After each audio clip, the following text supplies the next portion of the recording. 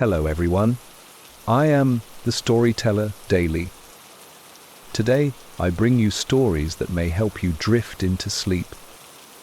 Before we begin, please remember to like and subscribe so you won't miss the next stories. Leave a comment to tell me where are you watching from and at what time. Now, sit back, relax, and step into the story. The low, insistent hum of the ventilation system was the only true constant in my life now. It was a sound that had been the background noise to the last 2 years of my existence. A deep, rhythmic u-u-u-h-h-h-u-u-u-h-h-h, like the museum itself was breathing, a giant beast asleep and dreaming strange things. It was 3:17 a.m. and my shift in the security monitoring room was usually the most peaceful, the most empty hours of the night. I was a professional, of course, and boredom was the biggest threat in a building this secure. The room was cool, bordering on cold. I kept my eyes scanning the endless grid of monitors, each a grainy, monochrome window into a different, dimly lit gallery. A sudden, tiny sound cut through the hum, an unnatural click-tack that seemed to come from the equipment rack behind me. It was the sound of one of the cameras adjusting its position, a tiny, mechanical movement, like a neck slowly craning. I checked the log. No automated sweeps were scheduled for that area. Odd. I mentally marked it down as a minor electrical anomaly and forced myself to refocus on the silent halls. The isolation here was profound. The darkness outside the reinforced glass of the gallery utterly complete. But that tiny, aberrant sound had just made the walls feel a little closer and the dark a little deeper. I rubbed the back of my neck. Was that even a sound, or just the blood rushing in my ears? The low-level anxiety from the camera click-tack lingered, making the subsequent hour feel stretched and thin. I kept running the logs, convinced I'd missed a scheduled system check. There was nothing.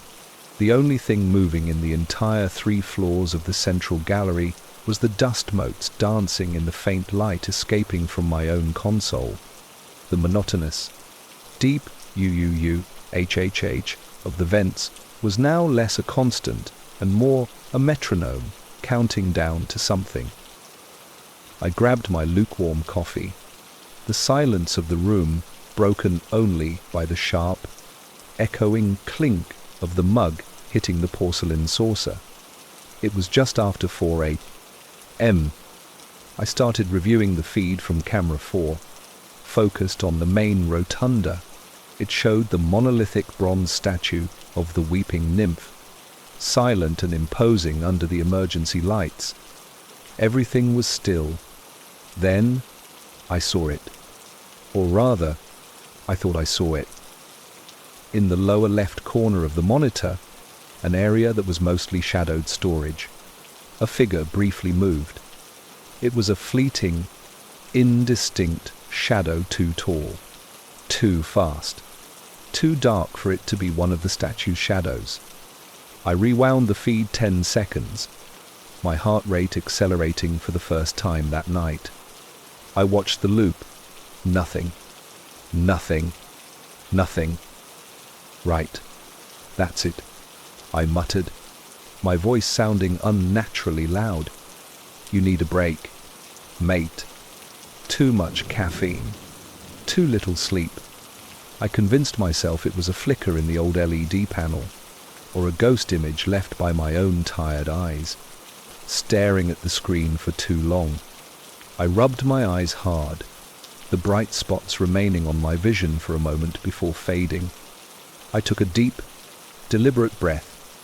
The air in the monitoring room was sterile, cold, and utterly normal, except for the creeping sense that I was no longer alone in the silence.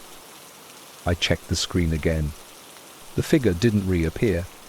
But as I watched my own reflection in the monitor's glass, a weary man in a dark uniform, I noticed something genuinely unsettling on Camera 4's live feed.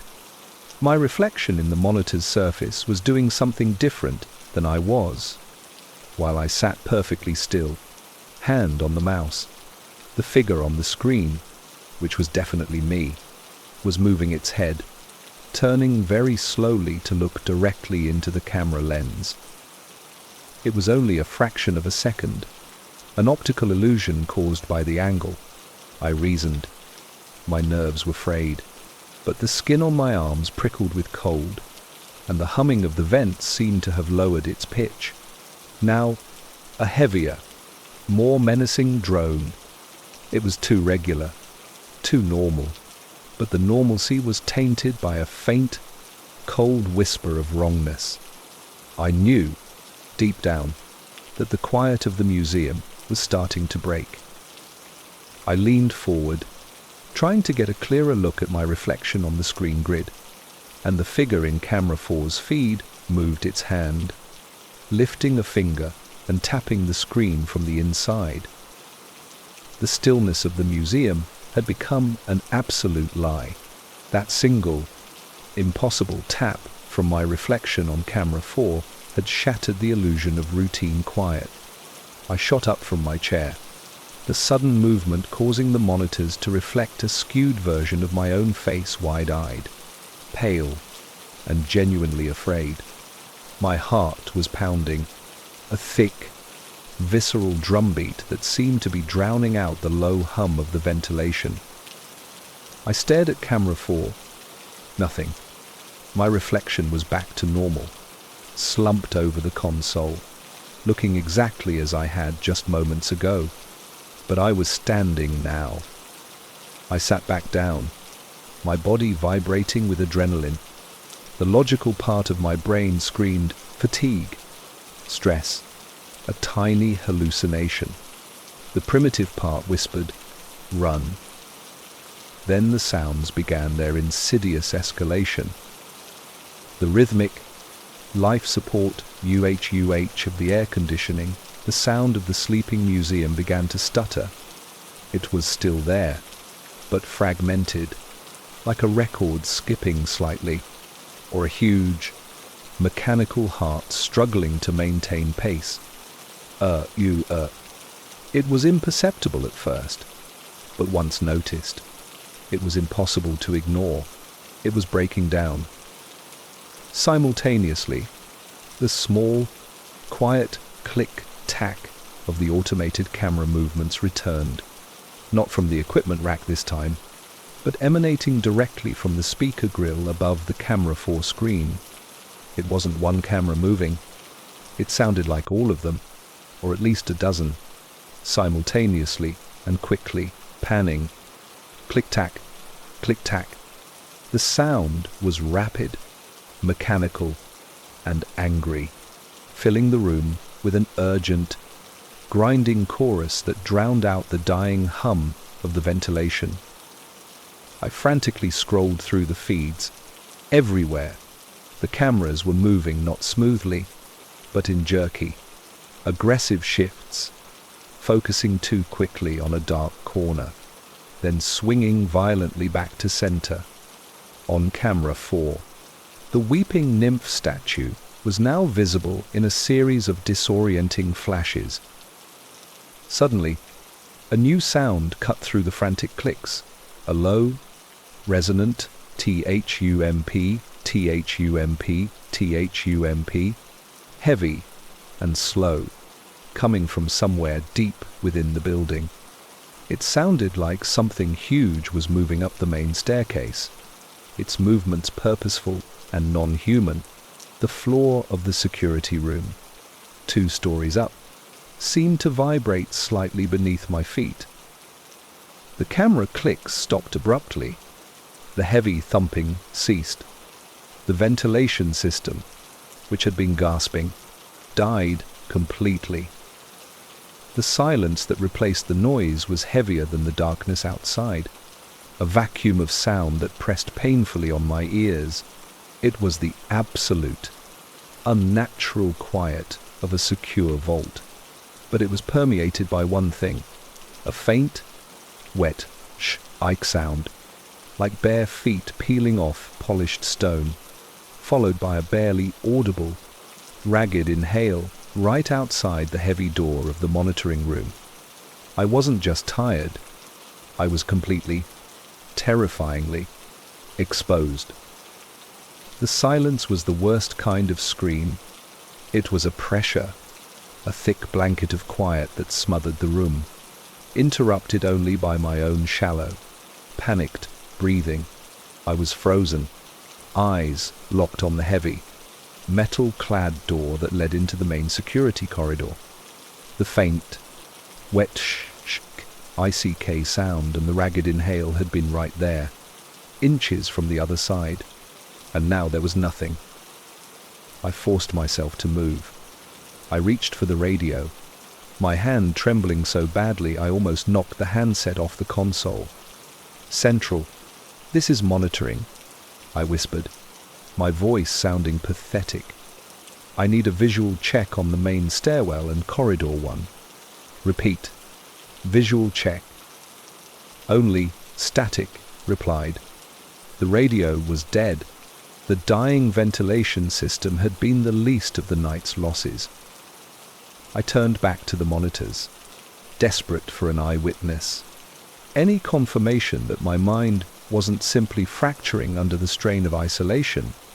I scanned the grid, searching for camera 4, the camera that had shown me my moving, tapping reflection. It was pitch black, the light had died. But camera 3, which covered the glass hallway leading to the director's office, was still live. And then I saw it. It wasn't a shadow or a flicker.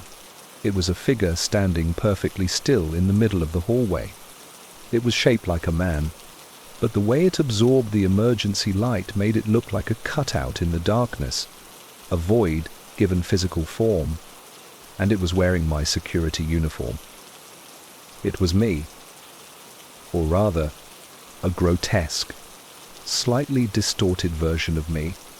Its posture was subtly wrong, too rigid, its head tilted just a fraction too far.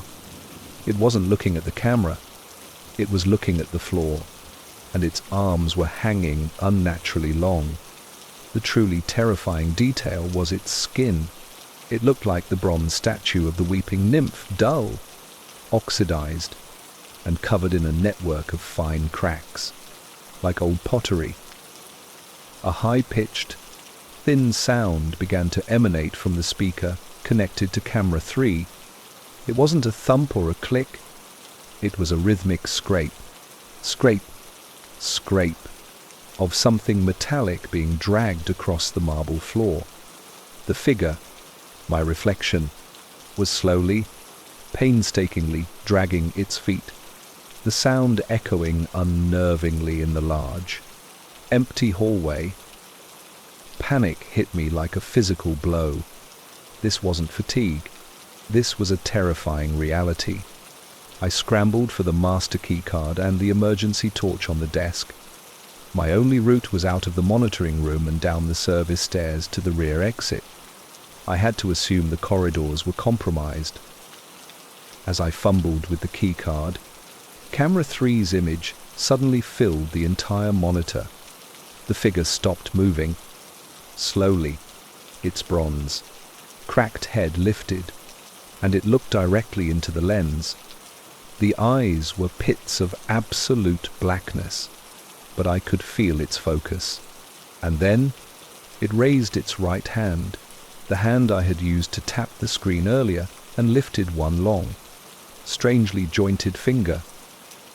It began to walk directly towards the camera, the scrape sound quickening into a dreadful, parried scrape, scrape. Times had tanked. I didn't wait.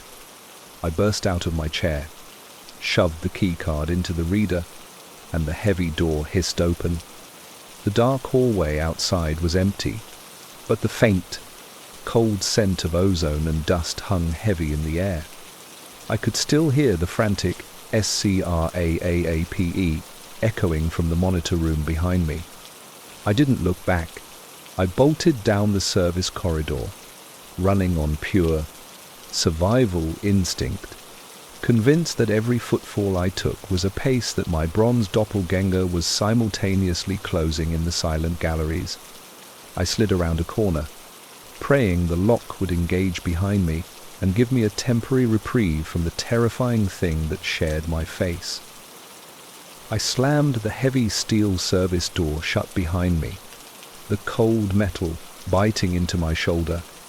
I leaned against it, fumbling blindly for the deadbolt switch I knew was there.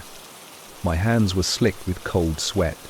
I felt the satisfying, solid thunk as the bolt slid into place, immediately followed by the electronic lock's brief, reassuring beep. I was out of the monitoring room and into the concrete service stairwell. I sagged against the door, closing my eyes, allowing myself one ragged, shuddering breath. The stairwell was an echo chamber of hard, unforgiving material. But here, there was only the sound of my own panic subsiding. No scrape. I have TBDS. No dead air. No reflection. Just the silence of a structure built for utility, not art. I had escaped. For now. I started descending the stairs, taking them two at a time, moving quickly but carefully. I needed to reach the ground floor and hit the emergency release for the staff entrance. It felt like a lifetime since I'd seen my bronze double, probably no more than 3 minutes. It was trapped in the monitoring room. I locked it in. I was safe. As I hit the half landing, a feeling of genuine, blessed relief began to trickle through the fear. The adrenaline was receding, leaving me shaky but lucid. I pulled out my torch, a powerful LED beam, and illuminated the steps ahead. The light was a weapon against the shadow. I was nearly at the ground floor when I heard it, a sound that completely annihilated my fragile sense of safety. It wasn't the slow, dragging scrape this time. It was a single, deafening crack. Oh no, followed by a cascade of crumbling debris. It came from the floor above me. The steel service door I had just locked, the door that should have been strong enough to hold off a charging vehicle, had just been breached. I looked up, my light beam shaking violently. High above, where the heavy door should have been, there was now a huge, jagged hole in the metal. The edges were bent inward, torn like thin foil, and in the center of the breach, illuminated by the faint ambient light from the corridor, stood the figure, my figure. It was larger now, somehow. The bronze cracked surface shimmered faintly, and it was no longer dragging its feet. It moved with a smooth, sickening agility, stepping effortlessly over the torn metal and onto the concrete floor of the stairwell. This time, the sound it made was not a scrape. It was the sound of 1,000 pieces of chalk squeaking on a blackboard, amplified and distorted, a high-pitched, metallic whine that vibrated deep in my teeth. EKSHH, EKSHH. The sound of its movement was the grinding of its bronze joints, the terrible friction of metal on metal that promised irreversible damage. It started coming down the stairs, not running, but descending with a slow, deliberate grace that was far more terrifying than any rush. Its unnaturally long arms swung slightly, and the sheer power of the thing was obvious. I was trapped between its terrible approach and the locked main doors below. My heart, which had just slowed, now hammered against my ribs with a renewed, frantic desperation. The false calm was over. The true nightmare had just begun. The bronze reflection was moving faster now, not running, but descending the metal stairs with a terrible, heavy inevitability. The grinding, metallic whine of its joints, EKSHH, was deafening in the confined space. It was not just pursuing me, it was claiming the space. I was on the final flight of steps, the floor only meters away. I scrambled, pulling the master key card from my pocket. It was slick with sweat. Drop it, and finished. I kept my eyes fixed on the door's magnetic lock, my fingers fumbling desperately for the slot. Crack. Atta. It was right above me. The sound wasn't the metallic whine, but the sharp, heavy impact of its fist smashing into the metal handrail 2 flights up, bending the solid steel like soft clay. It was throwing caution aside. I inserted the card. The lock hesitated. I held my breath. It needed 3 seconds. The bronze figure gave a soundless, terrifying roar. I felt a gust of cold. Sterile air preceded as it launched itself down the last flight of stairs. It was a massive, hurtling object, its movement far too fast and aggressive for my normal human body. Beep, beep, beep, beep, beep. The lock flashed green. I wrenched the door open just as the creature hit the ground floor. Its momentum carried it right where I had been. I didn't stop to look. I burst into the empty loading dock, the air stale and echoing. Behind me, the creature recovered instantly. I heard the most terrifying sound yet, a sound like sandpaper grinding against bone, multiplied 10 times. It was running. RS. Its bronze feet tearing across the concrete floor. I sprinted towards the lone red button, the emergency garage door release. It was 30 meters away. 30 endless, exposed meters. Move. Run. Faster. I risked a glance back. It was closing the distance with unnatural, inhuman speed. Its cracked, bronze face was now tilted back, and its mouth was open. It wasn't screaming, but I heard a hollow, vibrating sound that seemed to come from the inside of the statue. A deep V-O-O-M, V-O-O-M, V-O-O-M that resonated in my chest cavity. I reached the button. My hand slapped the cold plastic shell. The massive metal shutter above me groaned to life. Kerrack, kerrack. The noise was deafening, slow, agonizingly slow. It was my only chance, my final shield. The figure was 10 meters away. I could smell the sharp, metallic tang of oxidized copper and something else, something rotten and cold, like a grave. 5 meters. I saw the network of deep, dark cracks in its bronze skin. They seemed to be pulsing faintly. I dove out just as the creature reached the opening. Its outstretched hand, a hand that looked exactly like mine but for the terrifying texture, slammed against the rising metal shutter. Clang. The sound was like a church bell struck with a hammer. The entire building shuddered. I rolled onto the cold tarmac outside, gasping for the fresh, early morning air. I looked back immediately. The garage door was up only halfway. The bronze figure was partially visible beneath the metal lip, its massive shoulders straining against the descending weight of the shutter. I saw a flash of movement as the creature tried to contort itself, to squeeze through the gap. But the metal shutter was too heavy, too fast, and too final. With a final desperate, bone-wrenching screech of metal on metal, the shutter slammed down. The sound cut off the creature's attempt completely. I lay there for a full minute, shaking, tasting dirt and blood on my tongue. I was outside. The museum was locked. The silence returned. But this time, it was the blessed silence of safety. I stood up, staggered a few paces, and leaned against a low wall, allowing the cold morning air to wash over me. I had escaped. I had outrun the terrifying W's. Cracked image of myself. I am safe. Right. I didn't stop to call anyone.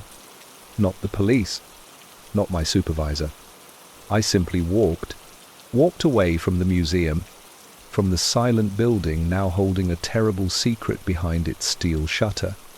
I kept walking until the first pale grey streaks of dawn appeared on the horizon, painting the sky with the colour of ash and cold relief. I was exhausted, body aching, but adrenaline kept me functioning, focused only on getting home, locking the door, and hiding under a thick blanket. It was only when I reached my flat and stripped off my sweat-soaked uniform that I saw the damage. Not the physical bruising from my frantic escape, but something far worse. On my right forearm, extending from the wrist up to the elbow, was a deep, distinct line. It wasn't a scratch or a cut. It was a crack. It looked exactly like a vein of a mineral running just under the skin. It was dark, jagged, and entirely unnatural. I touched it. It was hard, slightly raised, and felt like dried clay against my finger. I flexed my arm, and the crack seemed to lengthen infinitesimally. Panic, cold and sharp, returned. I thought back to the bronze figure in the hallway, the one covered in a network of fine cracks, like old pottery. My reflection. I stumbled into the bathroom and splashed cold water on my face. The crack on my arm was still there, permanent and sickening. It must be psychosomatic, I desperately told myself. A stress fracture. Anything but that. I leaned closer to the mirror, examining the crack, trying to find a logical explanation, and that was when I heard it, faintly, but undeniably, cutting through the silence of my tiny flat. It was the sound of a camera mechanism moving. That familiar, tiny, mechanical click-tack. I whipped my head around. My flat was empty. I had no security system. The sound was coming from the mirror itself, from the dark edges of the glass. And then another sound, even more horrifying, a faint, low-pitched, broken UH. The breathing of the ventilation system. The sound of the sleeping museum was now the sound of my home. I looked back at my reflection. My eyes were wide with terror. But my reflection's eyes were different. They were completely, unnaturally still. And then, as I watched, the reflection's lips curled up in a slow, knowing smile that I did not make. It raised its bronze-cracked hand, the fingers long and rigid, and tapped the glass, tap, from the inside. It followed me. It's here now. And as I stood staring, frozen in the awful realization, I saw the network of dark cracks on the reflection's skin begin to spread, radiating outward from its sinister smile, covering its entire face. It was the rain that decided my fate, a steady, cold drizzle that had been falling for hours, beating a relentless, hypnotic rhythm against the corrugated metal roof of the abandoned service station where I had sought shelter. I, the narrator, was simply trying to outrun a sudden mechanical failure in my vintage van, a broken alternator on a stretch of the old A, a 3-road that everyone now avoided. The only comfort was the constant pitter-patter of the rain. It was a sound that usually calmed me, washing away the stress of the road. I was huddled in the single, dilapidated waiting room, the fluorescent tube overhead flickering and emitting a nervous, high-pitched ch-tree-treach every few seconds, a sound that was starting to grate on my nerves. The air smelled of damp concrete, old dust, and the metallic tang of rust. Outside, the road was a black, empty mirror reflecting the dismal weather. The isolation was total. No phone signal, no light in the distance. I decided to make the best of it. I laid my sleeping bag out and pulled a worn book from my pack. It was a perfect, if unsettling, setting for a long night of waiting. Just as I settled in, a new, sharp sound cut through the steady drumming of the rain. A distinct S-C-R-I-I-T-C-H. Not a squeak or a metal groan, but a concentrated, thin scraping sound, like a piece of plastic or fingernail dragging across a very rough surface. It came from the back storage room, which was sealed by a door covered in police tape. I paused, my finger holding my place in the book, and listened intently. The rhythmic pitter-patter and the fluorescent zzz-creech continued, but the strange, sharp scratch did not repeat. Just the wind playing tricks, I told myself, but the hairs on the back of my neck were already standing on end. The rain continued its relentless drumming, an oddly comforting presence that momentarily helped to dismiss the memory of the sharp S-C-R-I-I-I-T-C-H. I tried to lose myself in the book, focusing on the printed words, but my attention kept drifting back to the persistent, nervous zzz-creech of the failing neon light above my head. It was a monotonous sound, but tonight it felt like the building was trying to signal something.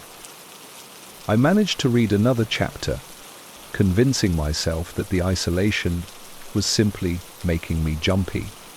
It was nearly 1 a.m. The air was getting colder, and a thin draft snaked under the poorly fitted entrance door. I shifted position, trying to get comfortable, and that's when I saw it. On the dusty, pale yellow wall directly opposite me, near the ground, was a mark. It was thin, vibrant, and looked freshly drawn, a single, distinct streak of bright red.